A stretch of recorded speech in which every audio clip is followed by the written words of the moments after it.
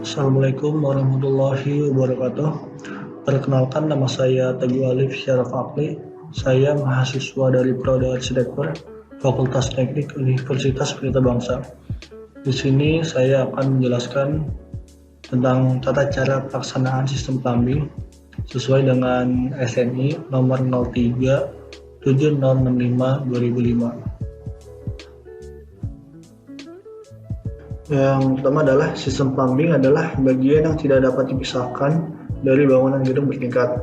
Sistem plumbing dipergunakan untuk menyediakan air bersih dan membuang air kotoran serta air buangan ke tempat yang telah ditentukan tanpa mencemari bagian-bagian terpenting lainnya.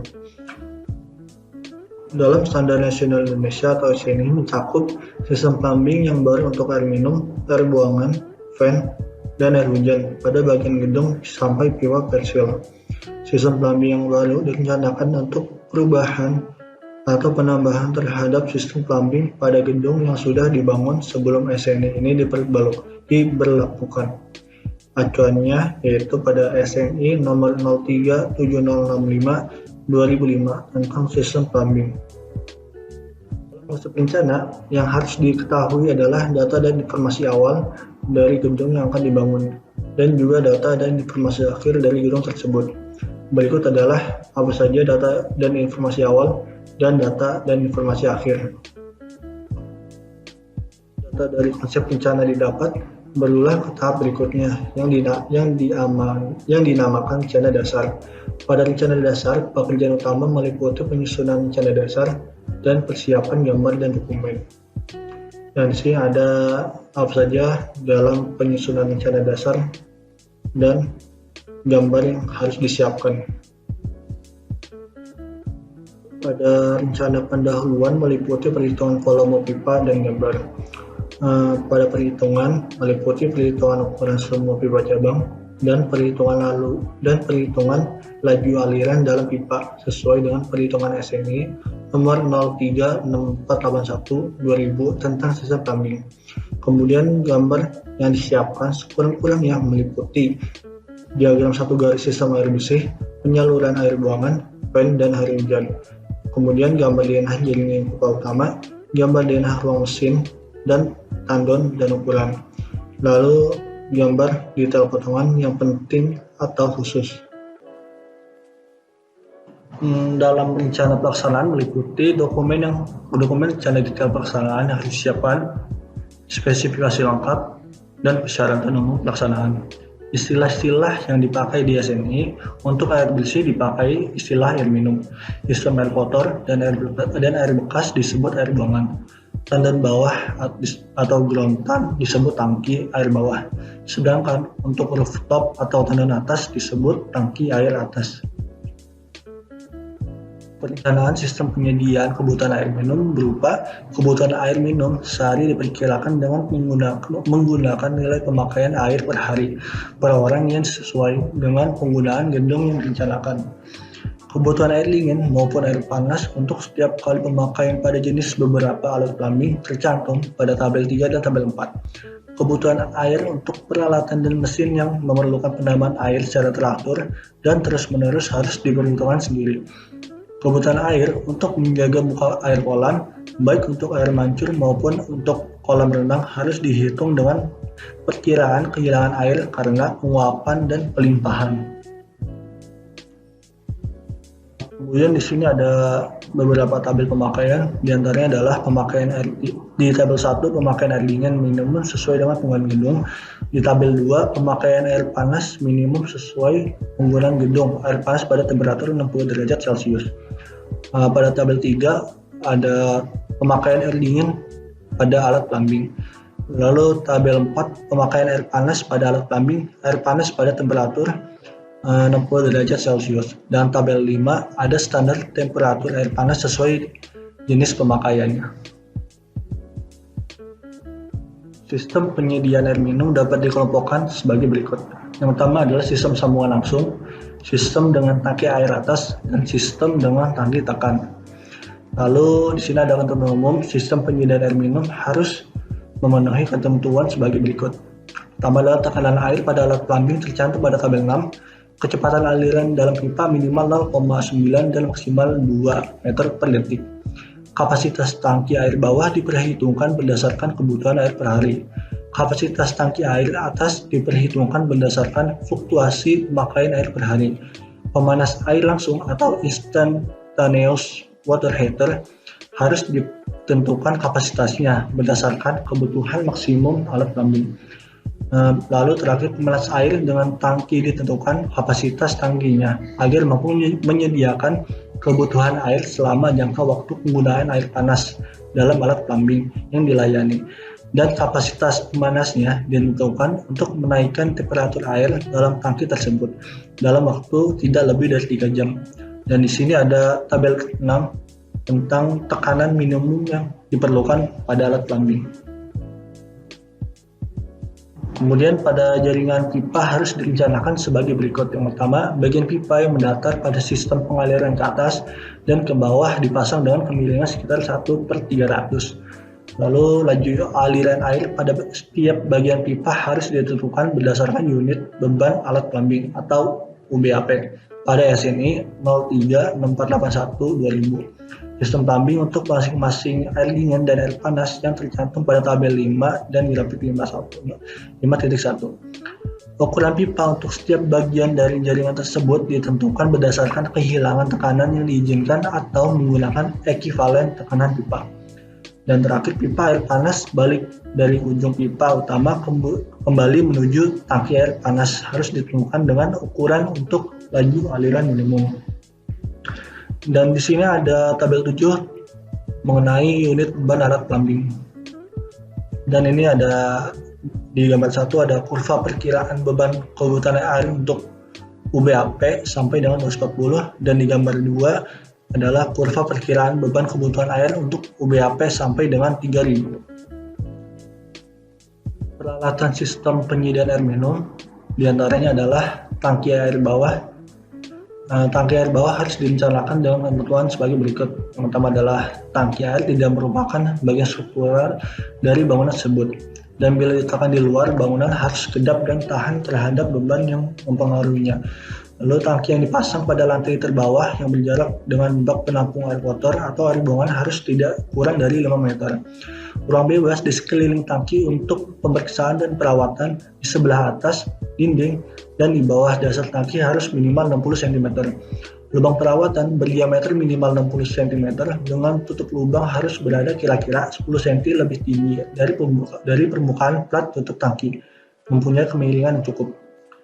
Pipa keluar dari tangki dipasang minimal 20 cm di atas tangki, dan konstruksi tangki dan penempatan lubang pengisian dan pengeluaran air harus dapat mencegah timbulnya bagian air yang terlalu lama diam dalam tangki.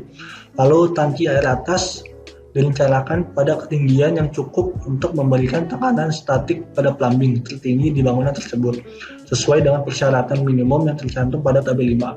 Dan tangki tekan harus direncanakan dengan tekanan yang cukup untuk memenuhi persyaratan minimum pada alat plumbing terjauh dan tertinggi. Dan terakhir, pemanas air dengan pembakaran gas harus direncanakan untuk dipasang di luar ruangan yang dihuni. Bila terpaksa diletakkan di dalam ruangan, harus diberikan ventilasi yang cukup dengan pipa penyalur gas buang hasil pembakaran langsung ke luar ruangan. Kemudian perencanaan sistem air buangan dan fan. Sistem buangan yaitu sistem campuran adalah pembuangan di mana air kotor dan air bekas dikumpulkan dan dialirkan ke dalam suatu saluran. Sistem terpisah adalah pembuangan di mana air kotor dan air bekas masing-masing dikumpulkan dan dialirkan secara terpisah. Untuk daerah tidak ada trial kota, maka sistem pembuangan air kotor akan disambungkan ke instalasi pengolahan air kotor terlebih dahulu. Kemudian sistem pengaliran ada 2. Yang pertama, sistem gravitasi adalah air buangan yang dialirkan secara gravitasi dengan mengatur letak dan kemiringan pipa-pipa pembuangan. Dan sistem bertekanan adalah air buangan yang dikumpulkan dalam bak penampung dan kemudian dipompakan keluar dengan menggunakan pompa yang bekerja otomatis. Kemudian jaringan pipa air buangan, penentuan jenis dan alat plumbing harus mengacu pada standar nasional nomor 03/6481/2000 tentang sistem plumbing. Kemudian sini ada ketentuan umum pipa pembuangan.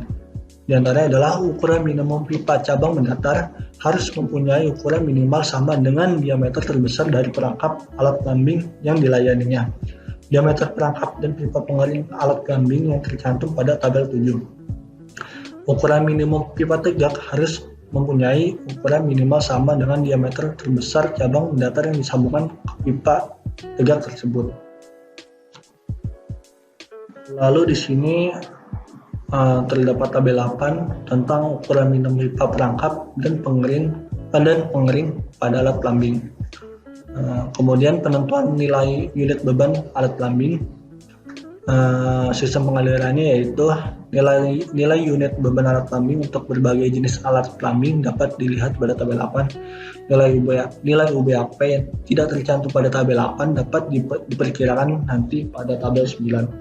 Dan aliran air buangan menerus atau tetap atau terputus-putus atau periodik seperti yang keluar dari pompa, injektor, mesin pendingin dan sebagainya. Maka untuk setiap laju aliran 3 liter per menit diberikan nilai unit alat plumbing sebesar 2.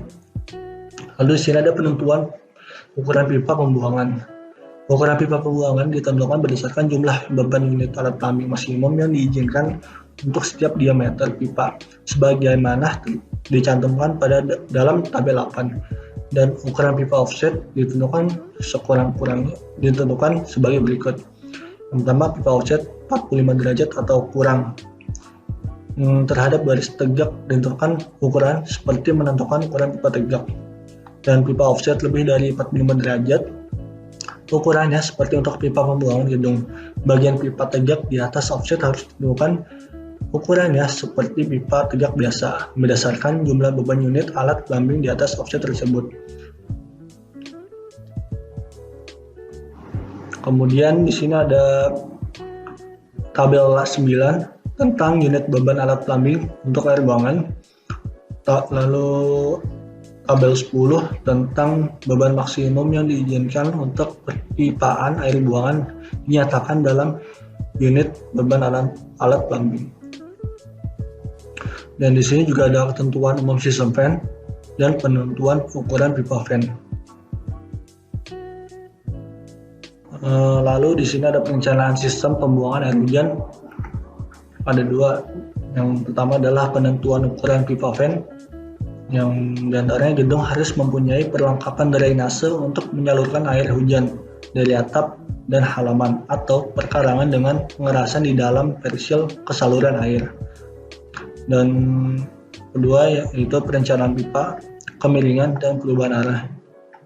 Perencanaan pipa air hujan harus memenuhi ketentuan, diantaranya adalah pipa air hujan tidak boleh ditempatkan seperti pada tempat yang dalam ruangan tangga, sumuran alat pengangkat di bawah lift atau di bawah beban imbangan lift, langsung di atas tangki air minum tanpa tekanan, dan lainnya. Lalu kemudian adalah kemiringan dan perubahan arah pipa air hujan memenuhi ketentuan sebagai berikut. Di antaranya adalah pipa air hujan datar yang berukuran sampai dengan 75 mm harus dipasang dengan kemiringan minimal 2%. Dan untuk pipa yang berukuran lebih besar dari minimal 1%, kemiringan yang lebih kecil hanya diperbolehkan apabila secara khusus dibenarkan oleh pejabat yang berwenang. Lalu perubahan arah pipa air hujan harus dibuat Y-nya itu 45 derajat, belokan jari-jari besar 90 derajat, belokan 60 derajat, 45 derajat, 2,5 derajat atau gabungan belokan tersebut atau digabungan penyambung ekivalen yang dibenarkan kecuali dinyatakan lain dalam SNI 03/6481/2000 tentang sistem plumbing. Dan terakhir ada fitting dan penyambungan yang dilarang. Di antaranya adalah boiler menerus, sambungan klem atau sadel tidak boleh dipergunakan pada pipa air hujan. Fitting, sambungan, peralatan dan cara penyambungannya tidak boleh menghambat aliran air atau udara dalam pipa air hujan dan lain sebagainya. Kemudian di sini ada drainase atap dengan ketentuan sebagai berikut. Di antaranya adalah drainase atap harus kedap air Saringan harus dipasang pada lubang talang tegak. Saringan harus menonjol sekurang-kurangnya 10 cm di atas permukaan atap atau talang datar diukur dari lubang masuk talang tegak.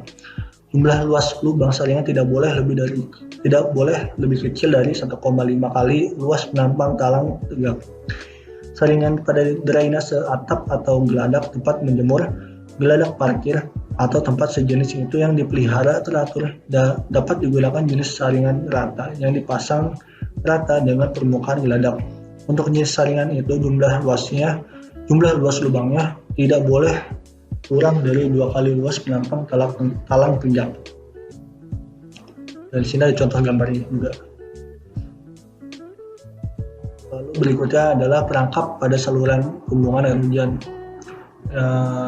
Penggunaan perangkap individu harus dipasang pada cabang datar untuk melayani tiap talang tegak atau tiap daerah drainase.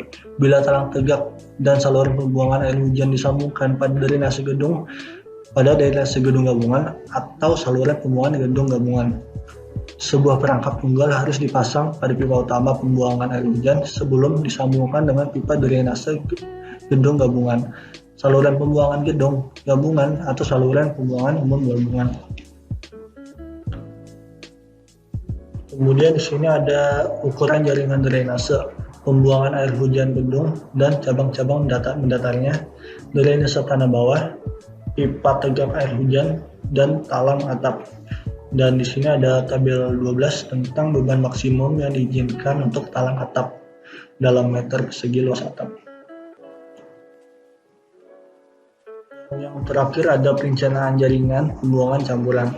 Di sini ada 3. Yang pertama adalah jaringan kotor dan air hujan. Jaringan pembuangan air kotor harus terpisah seluruhnya dari jaringan pembuangan air hujan gedung. Bila terdapat saluran pembuangan dengan jaringan campuran, maka saluran air hujan gedung dapat dihubungkan dengan saluran pembuangan gedung campuran pada bidang horizontal yang sama dengan Y tunggal yang terletak minimal 3 meter dari suatu cabang saluran pembuangan air kotor. Yang kedua, jaringan air limbah dan air hujan. Jaringan pembuangan air limbah dan pembuangan air hujan harus dipisahkan. Bila terdapat saluran umum gabungan yang dapat menampung air hujan, maka saluran pembuangan air hujan gedung dan saluran pembuangan limbah gedung dapat disambungkan ke saluran pembuangan gedung gabungan pada bidang datar dengan fitting Y tunggal yang ditempatkan minimal 3 meter dari suatu cabang pembuangan air limbah. Lalu yang terakhir, ukuran saluran pembuangan. Ukuran setiap saluran gabungan harus didasarkan pada daerah drainase ekivalen dengan jumlah beban drainase air hujan dan saniter, dan ditentukan sebagai saluran pembuangan air hujan datar memakai tabel 12. Beban pembuangan air limbah harus dikonversikan sebagai daerah drainase selanjutnya. Ditambahkan pada daerah drainase air hujan. Beban pembuangan air limbah harus dikonversikan bila jumlah beban alat plumbing pada saluran gabungan lebih kecil dari 25 UBAP, maka beban pembuangan air limbah harus dianggap ekivalen dengan 10 meter persegi daerah drainase air hujan atau untuk curah hujan 100 mm/jam. Bila jumlah beban alat plumbing pada saluran gabungan lebih besar dari 25 UBAP, maka beban pembuangan air limbah harus dihitung dengan anggapan bahwa setiap UBAP ekivalen dengan 0,4 mm persegi dengan 0,4 meter persegi dasar drainase air hujan. Bila terdapat aliran menerus atau putus-putus dari air injektor, perlengkapan alat pengkondisian udara atau perlengkapan sejenis ke dalam suatu pengering atau saluran pembuangan, maka aliran dalam liter per menit harus dihitung ekivalen dengan 0,58 meter persegi pada daerah drainase air hujan. Mungkin hanya segitu aja tentang tata cara pelaksanaan sistem plumbing yang dapat saya jelaskan. Jika terdapat kesalahan kata-kata atau materi yang kurang jelas, saya minta maaf, dan mungkin bisa kita jadikan untuk diskusi lain waktu. Untuk waktu dan kesempatannya saya ucapkan terima kasih. Wassalamualaikum warahmatullahi wabarakatuh.